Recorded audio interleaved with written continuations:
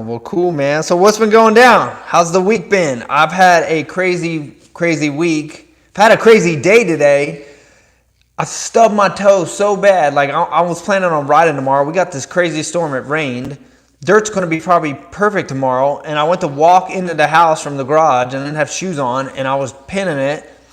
And I tripped and caught my foot and stubbed my foot so bad. My foot's swollen. Like, I took a pair of toenail clippers and it filled my toe, end of my toe filled up with blood. And I pinched it and all the blood shot out. But the thing's so jacked up. I'm like, you know you're getting old when you can't even walk. You get hurt leaving the garage going into the house. It's sad. But that was my day. But I had a crazy week. I haven't been able to do no edits. So I know I've been lagging on that. But the reason why I haven't did any edits is because I've been putting my time. I was putting my time on the RFMX site. We just launched. Just put out it's RonnieFaisstMX.com if you want to check it out. It's the RFMX schools. And so it's Moto Schools and Moto Merch. And me and Mel built that whole site ourselves. And then I have my one buddy, DJ Arrow, I've been friends with for years. He's built all my other sites for me. He kind of like did like an overview at the end and kind of made sure the back end was working. But Mel's really good at computer stuff. I'm not. But she does a lot of, so all the cool stuff that you see happen, and I gotta give a lot of credit to her because she's good at that stuff. But she showed me what to do, and I got on there first time ever. I'm not a computer person. I don't like sitting in front of a computer, but at the end of the day, I'm passionate about RFMX. I wanted to get the motor schools. My first class is May 23rd, so I'm like, man, I gotta get this site up so people can sign up. It's only like 2.5 weeks, 3 weeks max, so it's coming up fast. So I was like, man, we got to get the site done. So she was kind of giving me the ins and out, and I was getting this thing done. So finished it up, had my buddy overview it, launched it, and things are going good. People have been on there signing up some students for the class. It's a semi-private class. We're only taking 5 spots, so there's only a few spots left. So if you're in this area, Kansas City area, the first class is going to be, I believe it's in, I always say it wrong because I'm not from here, so I don't know the name of all the cities, but I think it's Basehor, Kansas. It's just outside of the Kansas City Speedway. It's like 15 minutes past the Kansas City Speedway. So if you're in this area, Missouri, we're close, whether you're in Kansas, Missouri, and I mean, I've even had people hit me up as far as New Jersey from where I grew up that were thinking about making a drive out. People from Colorado were signing up for the June class. So there's people coming from different states, which I think is really cool.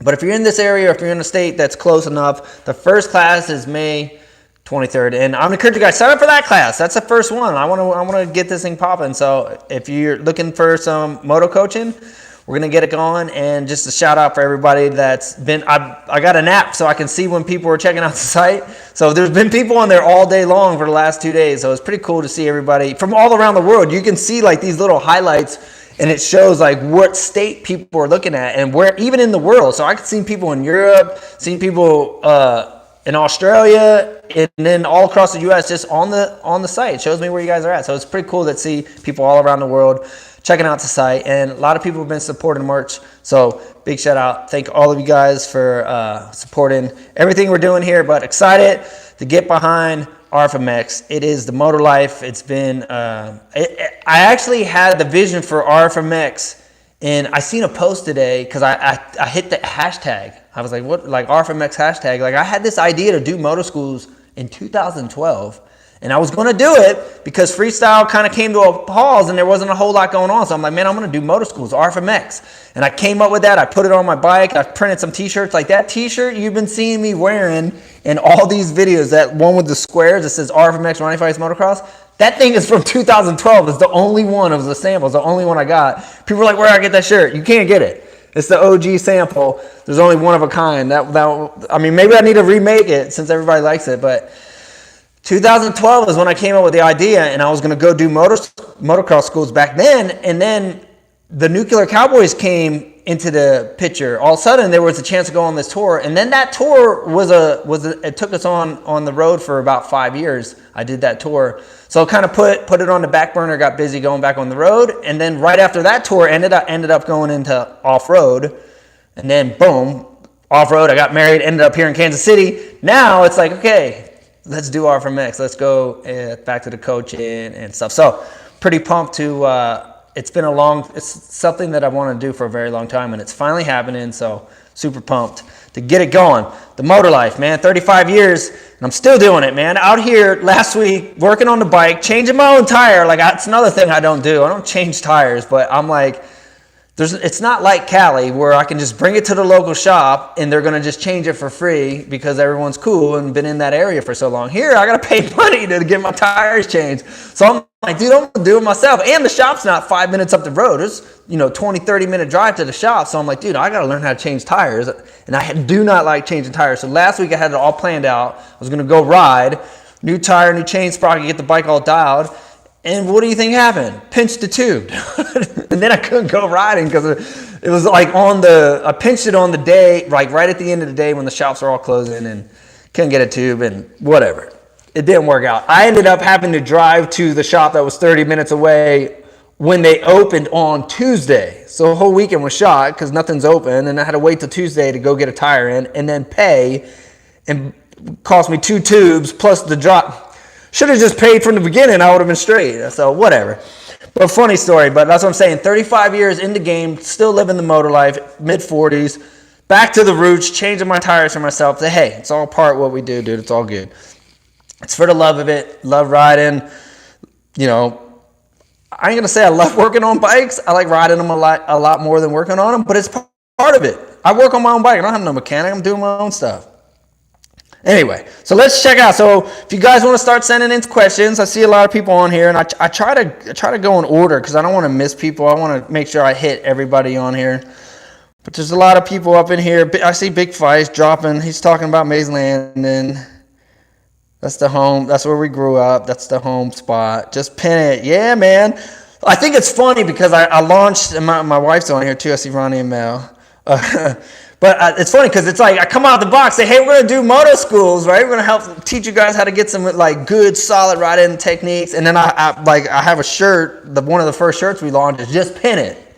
Like that's like the advice for the school. That's not like that's last resort, or like that's when all else fails, just pin it. Because there is techniques that I want to teach, but we all know when things go wrong, just pin it. Because it's like the lifesaver. You start swapping, just pin it. Like things start going wrong, just pin it. Because you have a better chance of getting out of whatever's happening going wrong when your bike's on the gas. If you're swapping and you get back on the gas, you have a better chance of that thing catching and pulling straight. You let off the gas, most likely it's going to catch and just high side you. So that's the deal. So I thought it was funny though, because it's like you think you're launching a school about teaching technique, and like one of the first shirts is just pin it. Like that's your advice. Just get on the gas. But anyway, it's a funny joke. Whatever. Just pin it. That's how we roll, dude.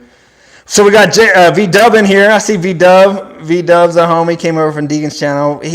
He comes out and hangs out with me and Mel. Me and Mel have been doing live Q&As on our ministry channel as well for like over a month now. Every Saturday that we've been home, I see V-Dub on there. So cool to see you guys in here. But yeah, Eric Davis knows the program. So what I like to say is if you have a question, a lot of you guys have been coming and hang out every week. Oh, let me just say that. Let's do this every Monday, because I was going back reading comments and people are like, oh, I missed it again. Oh, I missed it again. Because I kind of was doing like the random thing, just kind of like whenever I had a chance. But let's make it a thing, dude. Let's make it a thing so you guys know every Monday night, it's going to be Moto Mondays. Let's have some moto talk. Let's be here at 7 p.m. Central Time. That way you guys know I'm going to be here. So let's plan on being here Monday nights until probably football starts. Monday Night Football, we might have to switch it to Wednesday nights because I'm going to watch the Chiefs. But anyway, so let's plan on here 7 p.m. Monday nights. And then if you guys have a question, we're going to jump in. But the easiest way for me to find a question, because it's hard for me to read everybody's comments. Like everybody's chit-chatting. It's cool. I want to jump in here. But the easiest way for me to see your comment is if you put some question mark, or your comment. Your question is if you put question marks by it, then I'm like, okay, sweet. My eyes will go to the question marks, and then I'm able to pick out the questions apart from the conversation of you guys just having with each other. So anyway, so yeah, I seen Eric Davis, that was the first, that's why it reminded me of, I seen a bunch of questions. His favorite Rockstar flavor, what do you like better, Chick-fil-A or Chipotle? Or Chipotle, Chick-fil-A, I'm dyslexic, if you just figured that out. I just read that backwards. Favorite Rockstar flavor, dude, I got cases of these things. I can't even give them away out here. I know if I try to give them away in Cali, it'd be like going in 2 seconds. But in the Midwest, it's like we had a like garage sale here. Nobody even wanted them, like when we first moved in. But I go with either, like, I'm easy. Like, give me the sugar-free. That's probably the best one of them, or the OG, the original. Like, that's where I go. So that's probably where I go on the Rockstars. And I'm Chick-fil-A over Chipotle any day of the week. My wife will eat Chipotle so much that it, like, I'm sick of it. I'm like, I don't want Chipotle no more. No. Like, I know Eric Davis loves Chipotle because every time we shoot photos and hang out, he's always like, yo, let's go to Chipotle. So him and my wife, they got the Chipotle bug going, but I'm like, I'm Chick-fil-A, dude. I've been there. Actually, I went there a couple times last week. Been cheating lately, dude. I'm gonna be honest with you guys. I've been on the cheat mode, eating French fries and Chick-fil-A. See, that's what happens when you retire. You start to think like, whatever, I don't have to compete, so let me just go have a burger and a Chick-fil-A and some French fries. But anyway, Clay's saying, how about Mahomes? Dude, Mahomes is 6.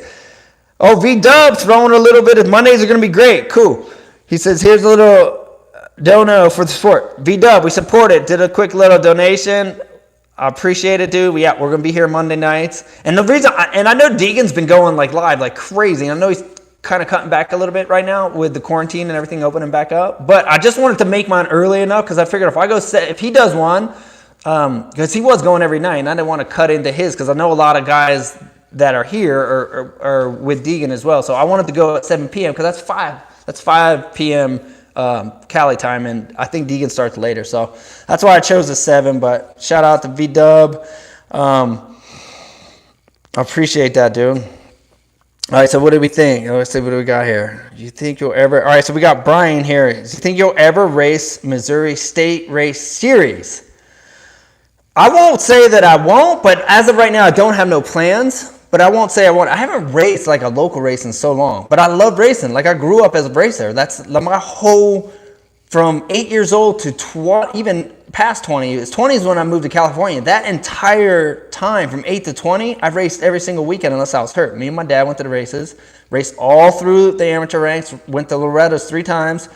Turned pro in 95, and then raced in the local A class, and then tried the nationals in the Supercross, East Coast Supercross series. And then went to Cali.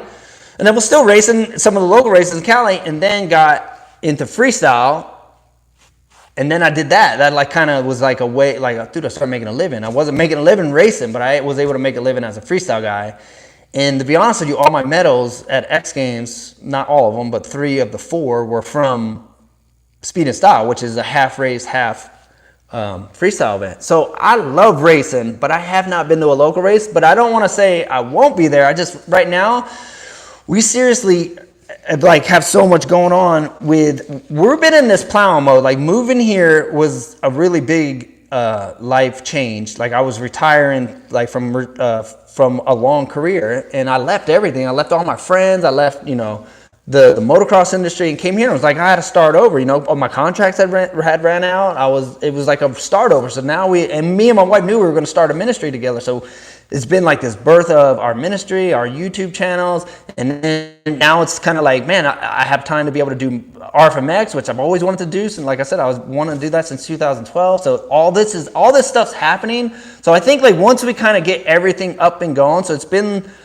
first year here was like we were just kind of getting settled. I bought a house that needed work, so we had to get the house settled, and then we started our ministry in April. So it's really only been a year that we actually been like working to kind of just get things going. And we're still in this building phase. But I think like once we can kind of lay the foundation and things are kind of up and running, and like I couldn't say that I might not show up at a local race. I mean, I've even had thoughts of going to Loretta sometimes, because I'm always like, Loretta was so fun as a kid and as an amateur. I'm like, man, it'd be pretty sweet to go back there and race. But my class would probably be super fast. Even though I'm in my 40s, the 40 plus, I would assume it's an A class. I don't think it's pro. It's not pro down there. It's 40 plus A class. I mean, dude, Brown rides that class. That dude rips. So that class would be hard. It wouldn't be an easy class. And I'm not in shape no more. I get tired quick at the race. So if I'm coming out to the local race, I need to train. But no plans at the moment. But I'm not saying, don't be surprised they see me show up one day just to get busy. All right, so right now I'm seeing huge from Aaron Bull. I'm seeing these giant question marks here. What was the hardest trick you've ever learned, and what trick made you the most nervous? I think I answered this last week, so I'll just be quick to not take up too much time. This is 360. It took me, the 360 was the hardest thing for me to learn. It took me 3 years to land one trick, and that was for sure the most trick. That trick made me the most nervous. It's just, it was a hard trick for me to get consistent with, and I got hurt on the previous tries trying it. 2006 and 7 X Games, I got hurt both those times. Minor injuries, but still some setbacks.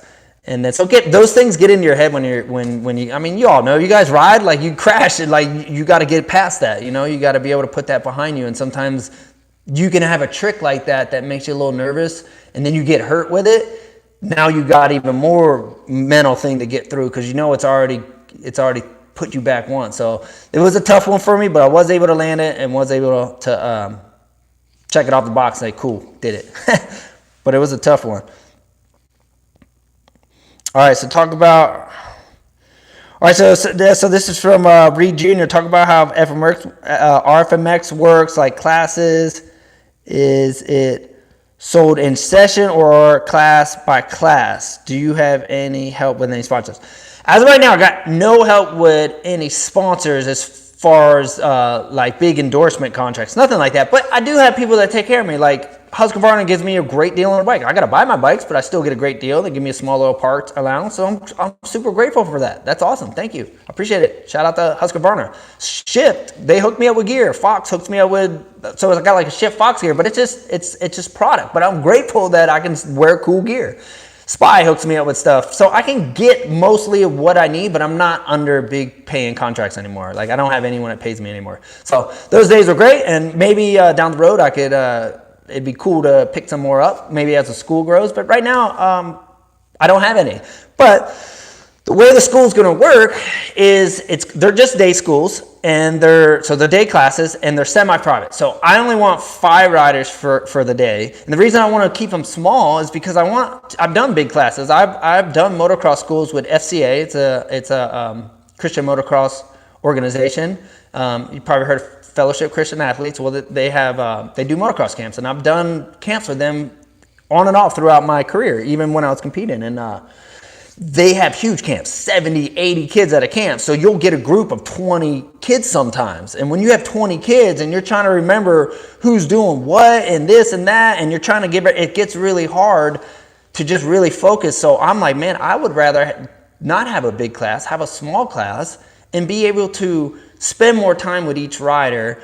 And I just think it's better. Like I think it's better for the rider, and it's better for me, because I'm able to spend more time watching them and be able to remember where they're going off, and not going every time someone's passing, because there's 20 of them just going in.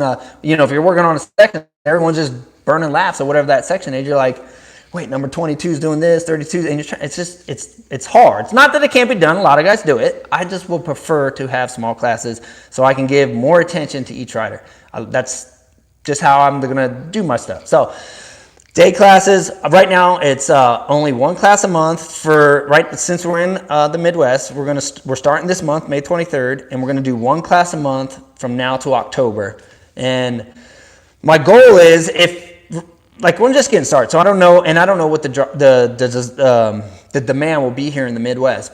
If things fill up fast, I would like to split it to where maybe on Saturday I do 5 small bikes, so that way I can keep 60s and 85s together, and then maybe on the very next day, Sunday, I'll do 5 big bikes where it'd be like 125s, 250s, 450s. But right now, I'm just getting started. I'm just kind of whoever wants to come sign up.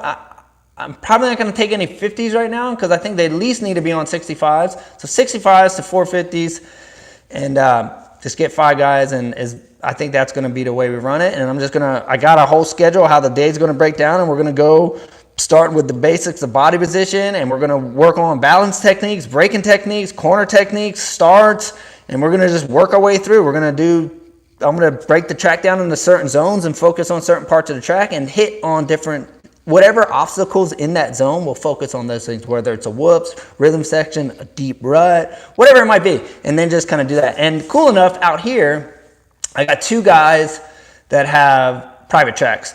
One's a little bit easier, a little bit shorter, and then the one's just a little bit longer, a little bit more challenging. Gets a little bit more ruddy. So what I'm going to do is, my goal is, as long as it works out with the track owners, I'm going to do one class the first month. I'm calling it track 1, a little bit easier, track 2 a little bit difficult, and then it kind of gives students the options. If you're a beginner rider or early intermediate or a novice and you just aren't super confident yet, sign up for track 1 because it's a little bit more simple. And if you feel like, hey, I'm a little bit more advanced, I want to be on a little bit more track, then hey, give you an option to go to track 2. But either way, the both tracks are good. Like, you could be in advance and go to track 1 and have fun. I ride there all the time. I think it's sweet.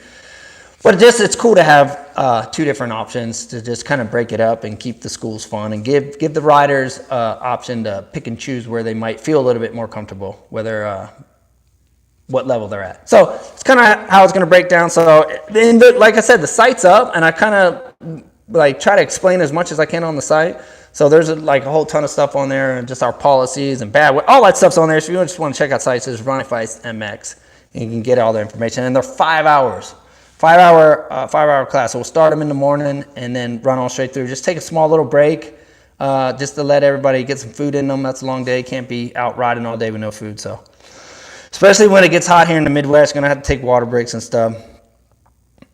Okay, cool. Let me, but great question. I'm excited about RFMX. This dude said right here, D Nation, he's like, I went to Gary Bailey Motocross School. And the only reason I'm saying that's where I went, dude. I went there, so my dad would take me there every year. So I went there multiple times. And that's why I understand how big of a difference motocross school makes in a rider's life. Like, what athlete doesn't have to coach? Everybody has coaches. That's just, if you're an athlete, you should have a coach. Bottom line, if you play sports, you most likely should have a coach. So motocross shouldn't be any different. You should have coaches. And before I went to Gary Bailey's school, my body position was wrong. I did everything wrong, and I crashed all the time. And I got hurt all the time because I was making a lot of mistakes, like bad habits. Bad habits mean more mistakes. More mistakes mean more crashes. More crashes mean more injury. More injury means more setbacks and less confidence. So if we can learn the right way, we can hopefully eliminate those, have less mistakes. Doesn't mean you're never going to crash and get hurt. Everyone crashes and get hurt. But if you can minimize your mistakes and your crashes, and you can minimize your injury and your setbacks, you can continue to build momentum and confidence.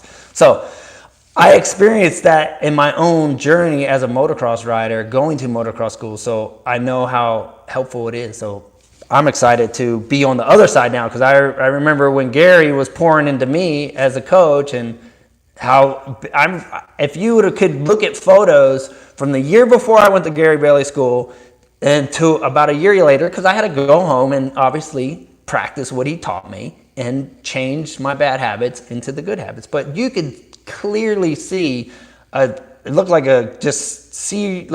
beginner rider doing everything wrong, to a whole year later, like looking completely in control, smooth, running up at the top of my class. So it made a big difference. So Gary Bailey, super old school. If not everybody probably knows him, but he's the stepfather of David Bailey, who is a motocross champion who have crashed in the 80s and has been in a wheelchair for a long time. But Gary Bailey was his stepdad, and Gary Bailey ran a motocross park in Axton, Virginia. That's where we went. Super fun. Went there every year. Loved it.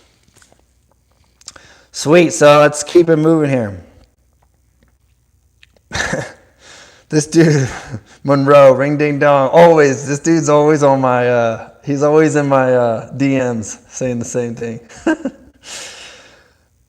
So Sam's saying, do you ever regret your tattoos? I really don't regret my tattoos, but I will say this. If I could start all over, I wouldn't do color, I don't think. I think I would only do black and whites, just because I've seen how much color has fades over the years and how old looking your tattoos can look, and you really can't fix them without fixing the whole thing. If you fix one part, it's going to be super bright, and then you're going to have to do everything around it to match it. So you pretty much have to just do everything all over or just leave it. But with black and whites, like I have a whole black and white leg, even when it looks old, you can't really tell as much. So that's the only thing. I don't think I'd do color again, but I don't mind tattoos. I don't regret having tattoos. Yes, Gary Bailey's was the best. Yep. Corey. V-Dub. All right, so let's see. Here we go. All right, so that was Sam. I just read that one. So we got Andrew here. I think he was asking if there's any specific tattoo. Oh, sorry. My wife always comes out here and corrects me when I answer her question wrong. So you, Sam, do you get any of your tattoos? Like a specific, I can't say that word. You know what I'm saying? No, I don't. I mean, not really. Like I mean, this one's kind of corny. Some of them are corny, whatever. But I mean, dude, I was 20 years old. I mean, I definitely wouldn't tattoo the same stuff on me. Like, it's just kind of cheesy, like big flowers, Hawaiian, or like they're Asian flowers, but they kind of look like a Hawaiian shirt. I definitely probably wouldn't do this again. I would just do something cooler.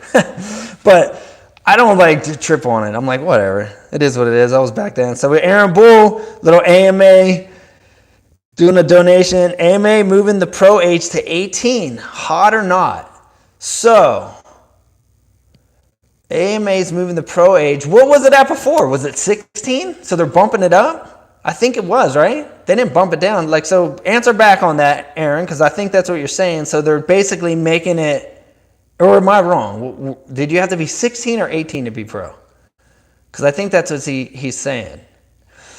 And I'm not 100% sure because I turned pro in 1995, but I would have been 18 too. So it was 16. All right, so it was 16. Now they're making it 18. I mean, I don't think it's a bad thing, to be honest with you, because I don't think any of us need to be in a rush. Like, to be honest with you, the more experience you can get in the amateur ranks, I mean, even though these dudes are so good, don't get me wrong. There's dudes in the amateur ranks that ride like pros that are sick, and they could definitely step in. We've already seen it. They've been stepping into the game at 16 and killing it. So I don't think it's a bad thing, because I think enjoy your amateur years, because it's going to go by faster than you can think. So I wouldn't. I mean, it's the first I heard of it. I don't think it's bad.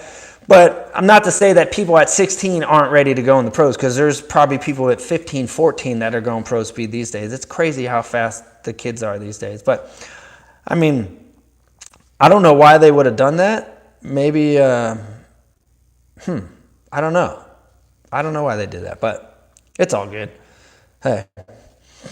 More time before you have to step, the more time and the more experience you get before you step into the class, I think is only going to benefit you, because those classes are on a whole nother level. I remember I had a really strong amateur career, did really well locally, and did okay down in Loretta's. And I decided to jump up way too quick. I was just going to jump right from, I went schoolboy at Loretta's, 125B at Loretta's, and then I decided to just jump up into the A class and then just go show up in the nationals. And I didn't really take a whole season to race the local A class and then go back down Loretta's in the A class before I went into the pro class. And I wasn't ready, and it was a big, like, awakening, like, whoa, these dudes are on a whole different level. Like, this ain't the B class. Like, this ain't even the A class. These dudes were so fast, and it actually crushed my confidence, because I was so used to doing so well as an amateur, and then all of a sudden I went out to the nationals. I was struggling to qualify. Couldn't even barely make it into the show. And then when I did, I'd finish in the 30s. So it was like, what the heck? Like, I used to run up top, like, win all the time. Now I'm like struggling, couldn't even like break top 20 at a national, you know? So I was like, dang. So I think if you can spend your time in those amateur ranks and get as much experience as you can, because when you do go up, it's going to be serious business. Those dudes it's crazy how fast they are. So all good. So Reed's saying, do you have a pit bike? If not, you should get one from our Mexican River around my teaching. No, I do have a pit bike. It's right here. I don't know if you can see it, but I got a little 50, dude. I've had this thing forever. It's I think it's a 2005 CRF 50. So I do have that. You're looking at it. So he says, I like the background poster. That's old school back there. That's No Fear. No Fear from my, and that photo of doing that knack is that I'm looking at it here on the screen. Let me talk to you guys. That's at Deegan's house, at the OG, the old blue house. Do you remember the first house that Deegan bought with land? So Deegan originally used to live in Canyon Lake, and we had the Lake Elsinore Metal Militia Park. And that's where we rode. But when Deegan saved up all his money and bought that it was like a barn house. It was the first. It had like 3.5 acres, I think it had, and he built the original. Like it was right next to Larry Linko's dad's house. So he built that. That's where that was. That's where I learned how to flip. And I remember that was off a popper ramp when I first started flipping. So pretty cool memories to look at that stuff. And we had so many fun sessions at that house. We used to ride there. This is when the militia was tight. Like we would wait. Like we woke up. I think when Deegan first bought that house, I was living in Corona. I had bought a house in Corona, so I used to drive all the way down to Temecula first thing in the morning and ride. And Twitch would meet us down there. Potter was out there. Deegan, so it was always me, Deegan, and Twitch all the time. I think Potter was there a ton too. And we'd ride every morning, and then I'd go home, and then I'd go to the gym and run all my errands. And I'd come back at night, drive back down in the evenings, and we'd ride from sunset to dark. It was fun, dude. Like, it was just, we learned so many tricks there. That was one of the places that kind of pushed everybody. Deegan built the first foam pit for the Metal Militia group there. We all pitched in. We all had to pay for it, so it wasn't like it was just Deegan bought it for us. No, we all chipped in, and if you didn't chip in and pay for it, the rule was you couldn't use it. You had to be in on it. Had to have some money invested if you wanted to hit it. That's how it was, but it was super cool. Good memories riding at the old blue house. And then he ended up selling that house to Nate Adams. Nate Adams bought that house after Deegan moved out of there when he started building homes and stepping his game up. But super fun. All right, so says, which guys do you think will keep FMX alive? From Clay.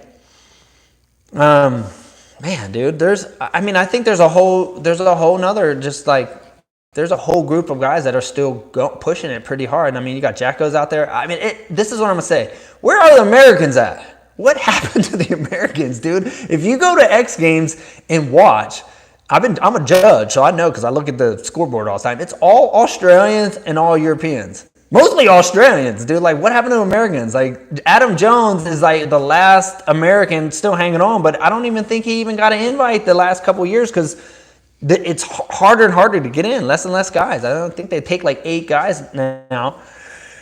And you need really, really big tricks to kind of get on that cut. Figure, like, you can't even win a freestyle event unless you have a front flip now. You need a front flip and a double back to even get on the podium. So it's just raised up so hard that it's a tough deal. But you don't see many Americans out there, a lot of Australians. So, but I'd say Jacko's still out there. Adelberg's still pushing it. I mean, you got a lot of guys from Europe.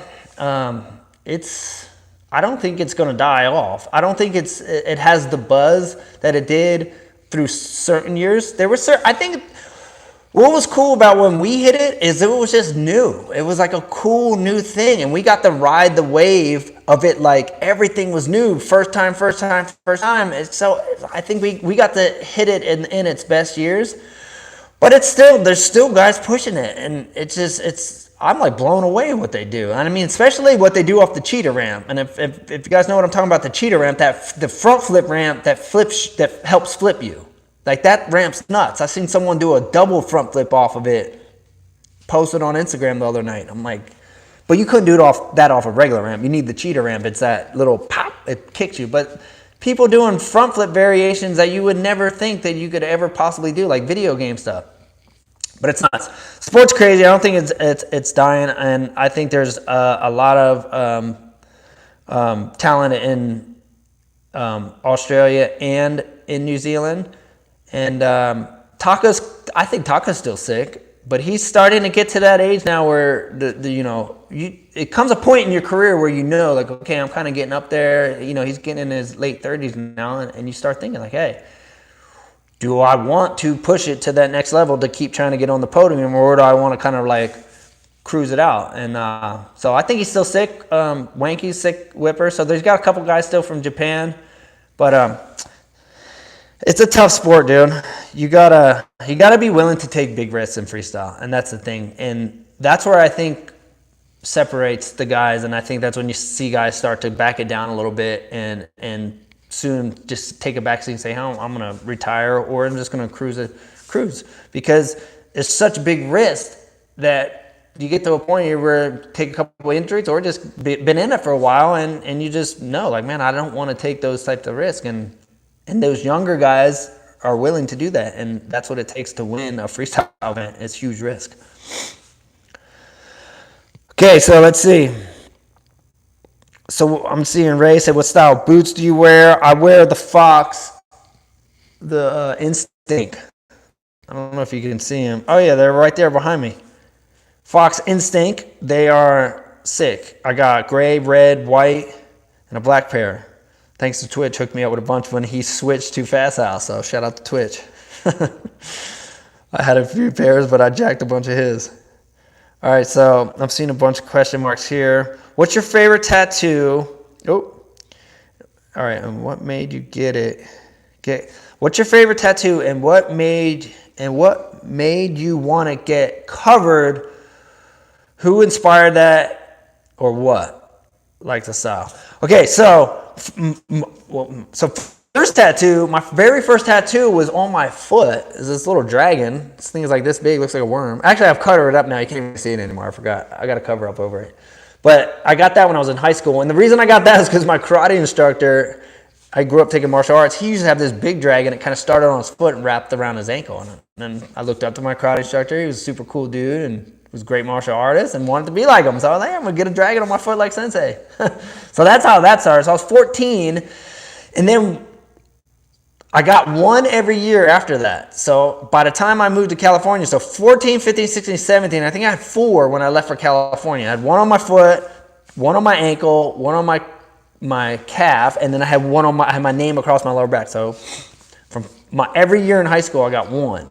And then when I moved to California, I knew Mike Metzger. I was working for his dad, and Mike used to work at a tattoo shop called Soul Expression, and he introduced me to the owner, Dan Adair, and Dan was super cool. He was like, hey, dude, just come in anytime you want. I'll tattoo you want. Just list me as a sponsor. Throw a sticker on my bike.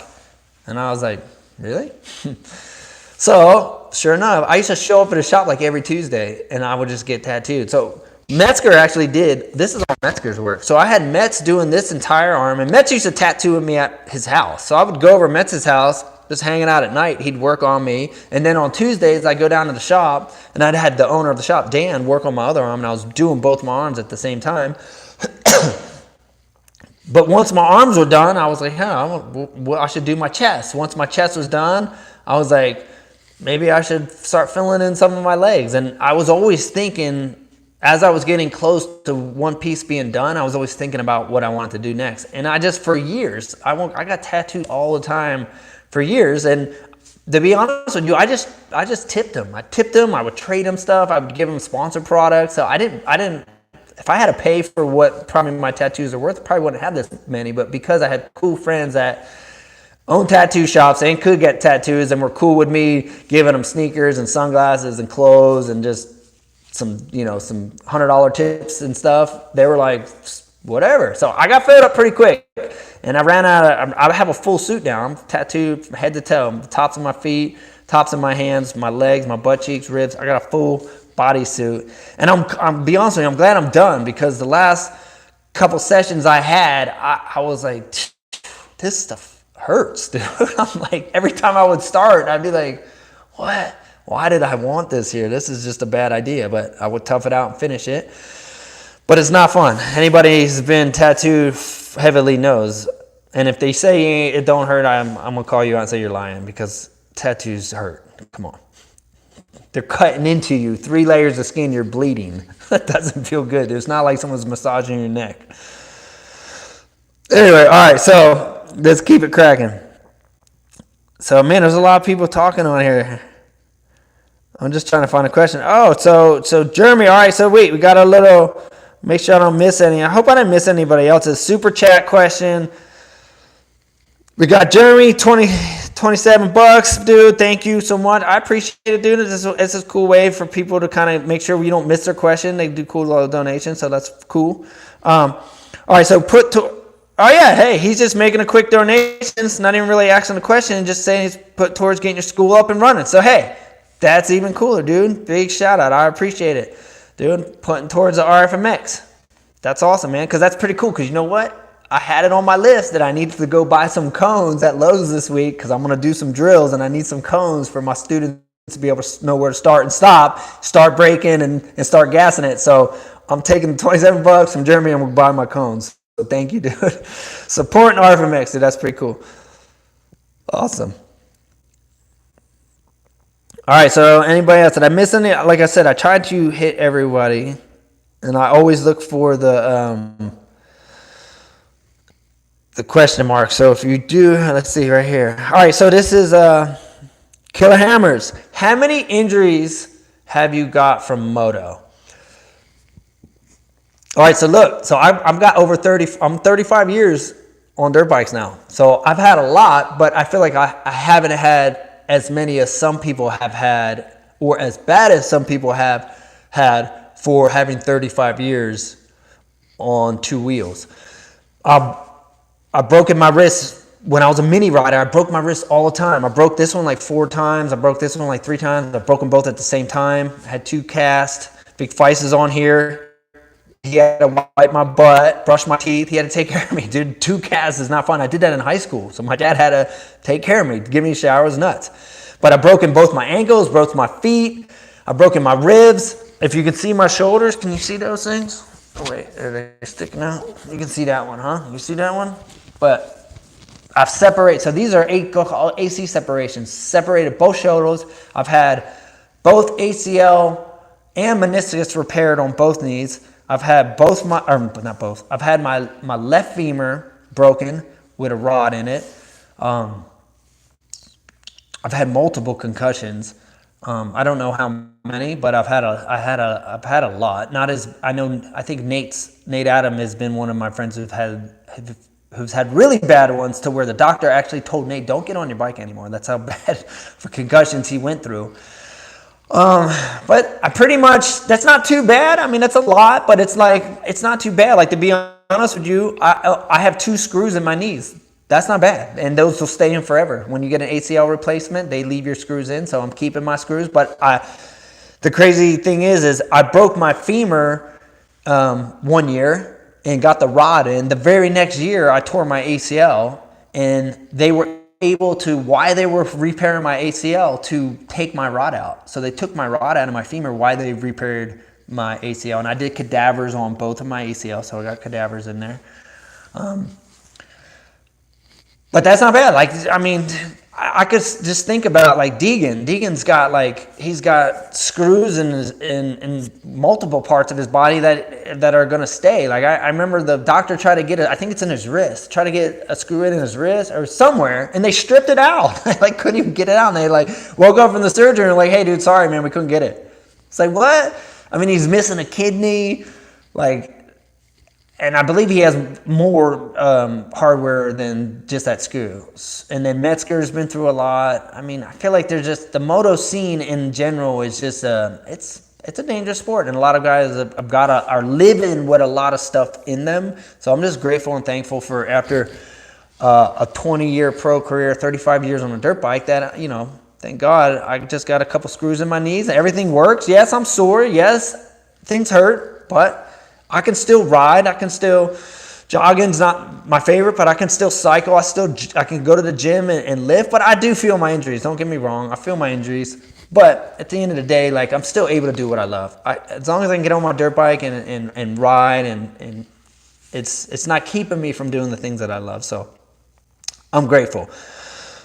So not too bad. All right, let me see. I thought I saw, he said, all right, so Eric Davis, he's my buddy. He said Mel deserves a Starbucks trip. She does. It's been closed. We've been on this quarantine stuff open, but it's been on lockdown. So I'm going to take her to Starbucks as soon as it opens.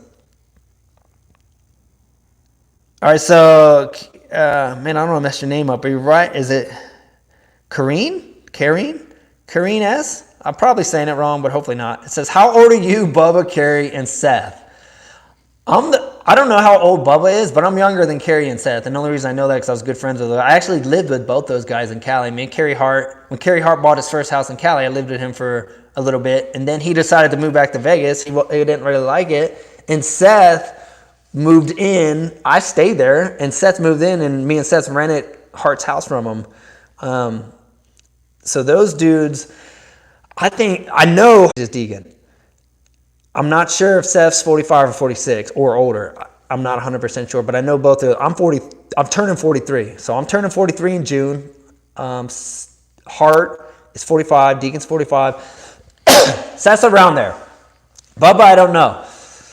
Never was really super close with Bubba. Toured with him, but never really got to know him like super good that I knew his age. But anyway, all right, let's keep it moving. I see some more popping up here. Did you ever race motocross at Ken's? Where are these in Ohio? I don't think I have, to be honest with you. I was District 6, so this is from Wayland. I was District 6, so I was like most of New Jersey. New Jersey really had 2 tracks. And then most of Pennsylvania, a little bit of Delaware and Maryland. And then it switched into like District 7 when you got down too far in Maryland and Buzz Creek. So we stayed really in like New Jersey, Pennsylvania, and then some parts of New York. That was kind of like my local little scene. And I think some parts of New York were a different district, but that was kind of where we stayed. I don't think we ever went out to Ohio. I don't think we did. My wife's coming out. I hear the door squeaking. Just a couple questions. Someone was asking if you'll ever teach an FMX class, and someone was asking what your favorite Okay. She said, I missed some questions, so forgive me, because sometimes it's hard to see everybody, but she said, someone asked, what is my favorite, would I ever do FMX class? I thought about this many times, obviously. You know, I love dirt bikes, love teaching people to ride dirt bikes, and I love freestyle. First off, I was like, is there enough people that would want to learn freestyle? So that was a thought, like, would they be a demand for, and I was like, because there's not a whole ton of freestyle pros in general. There's not a lot of freestyle guys in general. There's a ton of racers. So I was like, man, would there be, would people really want to learn freestyle? I would be open to it, but my concern was would parents want to put their kid in a freestyle? I don't know. I'm like, they would be like, well, I don't want my kid to be a racer. I don't necessarily want him to do dangerous tricks and get hurt. So that's why I chose to do the moto, because when you teach moto, you're really just teaching people how to ride. And I think in order to be a great freestyle guy, you should have a great foundation. And the riding moto is a foundation that if you can ride a dirt bike, you can ride anything. So you want to learn how to ride the dirt bike first before you should be doing tricks. That's how I think. Like, learn how to ride the bike, then go learn how to flip it and jump on and off of it and stuff. If you're trying to do that, but your bike skills are just super off, then most likely probably going to get hurt really bad in freestyle.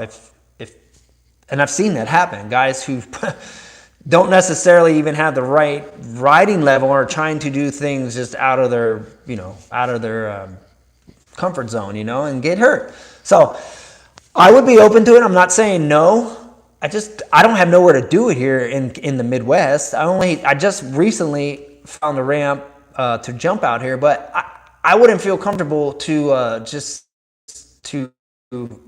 you gotta think about other things too. There's liability and stuff. I wouldn't feel comfortable to ask someone else to take on that responsibility on a ramp, because freestyle's different. You're not like you're just telling them how to control the bike and ride the bike. Like, if you're trying to teach someone how to do freestyle, you have to tell them to jump off the bike, and that could go bad. Like, Colin Morrison just kind of started doing this, but he's only teaching people how to jump the ramp. That's a whole different thing. Like, that's no different teaching someone how to jump a dirt jump. Like, you can jump a ramp. If you can jump a dirt bike, you can jump a ramp. It's no different. Like, if you know how to jump a dirt bike, you can jump a ramp. The ramp's no different than the dirt. It's still a jump at the end of the day. The dirt bike works the same no matter what. But to teach actual tricks, you have to get somebody to lead the bike, whether it's with their feet or with their hands. So that's different. So I would be open to it, but I think I would be selective on probably who I would teach. And I would probably want to have my own place to do it. I wouldn't want to do it at someone else's place, just in case someone got hurt. I wouldn't want to jeopardize someone else's stuff, anyway. So open to it, but I don't really have a place to do it. And I think learning to ride is the safely, controlled, comfortably is it's like anything. Like I always say this, great athletes are people who get great at basics. So you should learn the basics first. Before you should be trying to do tricks and backflips and all this stuff, you should know how to do the basics of just controlling the bike, throttle control, clutch control. Like, you should be, good riders can ride anything. You can ride the moto track, you can ride the woods, you can ride the sand, you can ride the ramp, like you can ride the hills. That's the type of, I want to build those guys. I want to build people up to where they're just good riders. No matter what they want to do. It's because they learn the foundational techniques of riding a dirt bike. So I'm going to gear my schools to helping people learn how to ride the correct way, safe way, controlled way. And then from that, you could go into anything. If you want to go race in the woods, good. You know the foundation. You know the basics. You know how to ride a dirt bike. You can go in fast in the woods. You can go fast on the motocross track. If you want to learn tricks, if you know how to ride the bike, you can handle a bike and go learn tricks. So I'm going to focus on that. I think everybody needs solid foundation. So I'm hoping, and my wife can't, I know that was a long answer, sorry. And then, Bible verse, I think she said, someone asked what is my favorite Bible verse, and I think someone asked me this last week. Favorite Bible verse? I don't think I have just one. I just like a lot of them. I just like the Bible in general. There's just so many good verses. No weapon formed against me shall prosper. It's funny because I know these verses. I don't even know what some of the addresses are. No weapon formed against me shall prosper. He who is in me is greater than he who is in the world. If God is for me, who could be against me? I believe that's Romans 8:31. Maybe you might know that one. What else is there? We're no longer foreigners or strangers, but fellow citizens with the saints and members of the household of God, being built on the foundations of the apostles and the prophets, and Jesus Christ himself is the chief cornerstone, in whom we have all been built up in this holy temple of the Lord. That is Ephesians 2. I have it tattooed on my chest. What is that? 2:18. 2:19. 2:19. But there's so many. The Bible is just cool. I love the Bible. It's just a cool story. It's just a cool journey. It's really exciting to experience God. It's really exciting to search out God. It's really exciting to have God reveal himself to you in a personal way to where your faith becomes real to you. And that's what I experienced in my own personal life. And I did that through reading the Bible. I became a believer through reading the Bible. I'm still a believer because I've studied the Bible and I've just seen how legit and how the pieces of the puzzle fit. That's why I'm still in the faith. Like, if it didn't, I probably would have bailed out a long time ago and said, hey, cool story, but it's just not buying it. But no, my faith has grown over the last 10 years, and I believe more now in what I believe in than I've ever did. And I'm still on a journey of going through it, and it's fun. It's exciting to experience God. It's exciting to know God. It's exciting to have God do things in your life and see and know that that's God. That's only God. And there's no other explanation, and that's the fun side. It's the interaction, it's the relationship, it's the personal things it's that history. It's the history in God that you have in your own life as you journey through the years with God that builds your faith. That I love it. I mean, at the end of the day, I'm as passionate about like my faith as I am riding dirt bikes, if not more. Like, I would say more. Because at the end of the day, I know like this is fun, but I hope we can ride. I think we will be able to ride dirt bikes. Me and my wife were talking about this the other day. I don't know if she thinks we can ride dirt bikes, but here's the thing.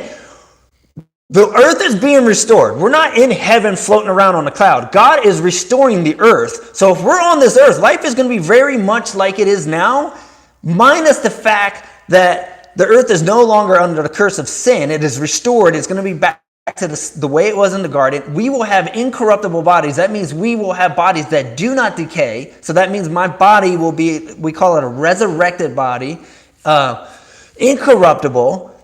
So I'm like, hey, if I'm going to have a resurrected body living on a perfect world that God had restored like it was in the beginning before the fall, then why couldn't I have a dirt bike? So I'm thinking I'm going to be able to ride dirt bikes. So my point is, I'm passionate about the Bible, passionate about riding dirt bikes, and I'd encourage people, if you never read the Bible, get in there. get in it and search it out for yourself. Don't write it off because you think it's too hard to understand. Because I hear people say that all the time. They're like, the Bible's too hard to understand. And then I'm like, well, have you ever read it? And they're like, well, no, and I'm like, dude, if I can read it and get things from it, anybody can. Because that was my weakest area in my life growing up, was my reading, my spelling, and my comprehension. And I can read the Bible and get tons and tons from it. So don't write yourself off and think it's too hard to understand. It's a lie. It's a complete lie that you can't read it and have God speak to you and reveal himself to you and get understanding from it. I'm telling you, if you just go into it with an open mind, start in the New Testament, start in the life of Jesus, and read through it and just ask God to reveal things to you and just watch. Watch what God would do. That's kind of how I approached it, and my complete life has been completely transformed from the way that I would think and live then to the way I think and live now. And it's good. And I have hope. I have a future hope that I'm looking forward to. I'm not hoping in just the things of this world. Like my hope is not in only what I can gather now. And I don't just look to just this short little 80 years, if I even get my 80 years, 70 years, you know. If you're a guy these days, it seems like 70, 80 is kind of like, you know, it seems like that's what a lot of men, you know, make it to if they're lucky. Sometimes even sooner, you know. But in that, like 70, 80 years, I just don't want to make my life just about here. Like I want to look past my 70, 80 years and have that future hope that I know, like, hey, I love life. Life is so good. I love life. I love the mountains. I love people. I love my family. I love relationships. Well, guess what? I get to experience that forever through faith in Christ. He's going to come back, restore the earth, give me a resurrected body, and I'm going to live right here. Ride dirt bikes forever. Sweet. I'm in, dude. Like, that's a good deal. I'm pumped on it. So I'm going with it. Uh-oh. Wife's coming back out. She's telling me she's giving me one of these. Hold on. She's telling me to wrap it up. Tell Jeremy thank you for giving money towards a stopwatch. For lifetimes. Okay, yeah. Jeremy's hooking us up tonight. He gave us 2 more donations for stopwatches. So that's too funny. Because it is funny because it's like now I am a coach. I don't know if you ever seen the coach skit that me and Deegan did a long time ago. But I had a stopwatch around my neck with a whistle. So I might get a whistle for the class in May just for fun. And then we got Florida Man. What are your thoughts on e-bikes? Yeah, what are your thoughts on e-bikes? To be honest with you, I don't got nothing against e-bikes. I mean, I personally am not going to go buy one. I'm a 450 dude, and I want some motor. I want some bark. I like the sound. I like the smell of gas. I'm not getting no e-bike, but hey, if somebody wants to ride it, I think it's the perfect bike if you have a track at your house and you have close neighbors, because then you can get away riding without getting the neighbors all fired up. So I think that's great, because Nate Adams used to ride one at my house, and I would hear everyone else out there when they would ride, and then Nate come over and ride. I'd be like, man, that's actually a pretty good deal. You know, keep the neighbors happy. But I'm sticking to 450s and gas, dude. I'm going old school. Not as old school as 2-strokes, but I'm sticking with 4-strokes. Okay, Josh Lozano asks, what made you move out of Cali? What made me move out of Cali? So my wife's reading off questions. And then I've got one more. Oh, she's got one more. So we're going to wrap it up here because she's like, you're going too long. She's an hour. She's got to, you know, keep it at an hour so we don't go too long. But 2 questions. We're going to do one more. The California question, why did we leave? And then whatever the last one is. So we left California. Like I said, I was retiring. I had just gotten married. My wife was part of a big church out here. And I felt like my wife missed where she was in her relationships, and I thought she wanted to be back a part of this big church that she was a part of, and so I thought, well, hey, maybe this is the best thing for us. Like, I want to do what's best for us as a family and as a new married couple. So I decided to lay down my life. That's what the Bible says, hey, lay down your life and love your wife as Christ liked the church. So I laid down my life. I left everything that I knew, and I did this twice now. All my friends, you know, the industry, the moto industry, my home, my track, I left everything. And I did that twice. I did that when I was 20 years old. I left my family. I left all my friends that I went to high school with. I left everyone, and I went to California to pursue my career. And then I was there for 20 years. And then I left everything again to just, you know, see what the Lord had for us here in Kansas City and just try to love my wife and be a good leader for the family. And now we're here. And I don't know if we're going to stay here forever, to be honest with you. But we're here from now. It's in the short 2 years that we've been here, it's been, I can see the wisdom of us coming here, regardless if we do stay or if we do not stay. But we are here for now. And it's been a lot of lessons, a lot of growth, a lot of maturity, and just our marriage will forever be way stronger, way healthier, and the way we raise our family will be way better. So it was definitely a very wise choice. Even though it hurt, I'm not going to get me wrong. Don't think it doesn't hurt to leave people that you love and to leave stuff that like you've been a part of. It does hurt, but at the same time, it's all good, I love you. Yes. And then last question, Jeff, he's asking, he just wants to know, how long did you race trucks? How long did I race truck? So this is Jeff. I raced truck for 2 years, but I didn't race the entire series. So I raced the Lucas Oil series in the Pro Light class. I raced 3 races in my first year, and then I raced 5 my second season. So there's only 8 total races in a series. So I never did a full series. I did a full series in 2 years, 3 races the first round or the first year, and then 5 in the second year. So it was a very short. I drove for Rockstar. I was like, they helped me out, Mickey Thompson tires. So I did have some help, but I'll be honest with you, I needed more time, and I didn't have a real big budget to work with, and I wasn't getting fast enough, quick enough to keep my sponsorship dollars coming in. So once the sponsorship dollars stopped coming, I was like, I'm not gonna just go broke trying to be a truck racer. So I had to retire real quick from off-road and sell the truck, and it is what it is. It was fun, but it's not as fun as dirt bikes, to be honest with you. I liked it, but dirt bikes to me are still the funnest. So. And one more question, because someone reminded me. Oh my gosh, she's like just firing in the questions over here. She's like, one more question, 2 more questions. They were like, family? Because someone asked before, are you planning on having kids? So you can let them know. Oh, so that's why you like this, huh? Big Fly said, huddle up. I'm getting the whistle. Watch, I'll have it out at the class. So am I planning on having a family? Yes, we plan on it. We don't know when it's going to happen, but we talk about it and we're open to it. We've been married 4 years now. 4 years now? Almost 4 years. We've been married almost 4 years now, but I'm sure, Lord willing, we'll have kids in time, so it's all good. But anyway, I just want to thank you guys again for hanging out. We'll let you guys get back to your Monday night, but much love. Big shout out for everybody that's donated, everybody that's just here hanging out. We're going to do this every Monday night, 7 p.m. Central Time. So come back. Let's hang out. These are fun. It's cool to be able to do this, because I never could do this during my career. To be honest with you, I couldn't even get back to answering comments on anything. I was just busy guy all the time, So it's kind of cool to be able to slow down a little bit, actually answer people. I try to get back to everybody's comment on the YouTube channel when people leave stuff. Even like my DMs, I'm gonna just be honest with you, I can't even keep up with the DMs. So if you DM me and I haven't hit you back, it's because I'm like a gazillion behind and I just can't recover.